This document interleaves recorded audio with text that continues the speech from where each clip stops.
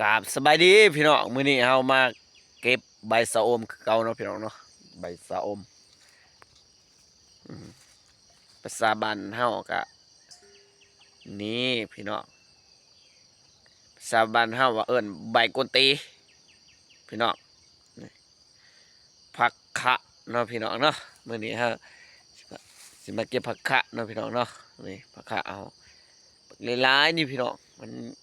เหลือกินเนาะพี่น้องเนาะก็ต้องได้แบ่งขายแหน่เนาะ อืมพอได้เติมเน็ตเติมหยังเนาะซื้ออันนั้นอันนี้มันละเนี่ยแต่ละเรียกละหน่อยเนาะพี่น้องเนาะเอออยู่บ้านเฮาก็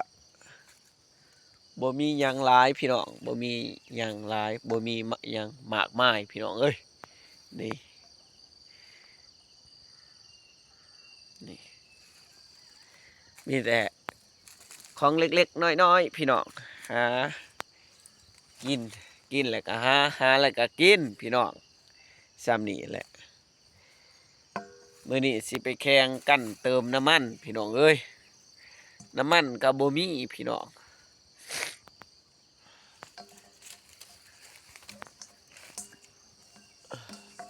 รถอัดค่อนข้างจะบ่หลายเนาะช่วงนี้เนาะไปใส่มาใส่ก็ต้องระวังเนาะพี่น้องเนาะคันน้ำมันน้อยๆอย่าสุไปสับบ่แม่นหยังดอกขี้ขานจูกรถเออมื้อนี้เฮามาเก็บผักสะอมเนาะพี่น้องเนาะมีลายพี่น้องนี่แม่นหมดพี่เห็นบ่หลายคัก ฝนตกไหมพี่น้องนี่เป็นบ่นี่แต่ทางสารวัตรมักเฮ็บบ่ได้ตกพี่น้อง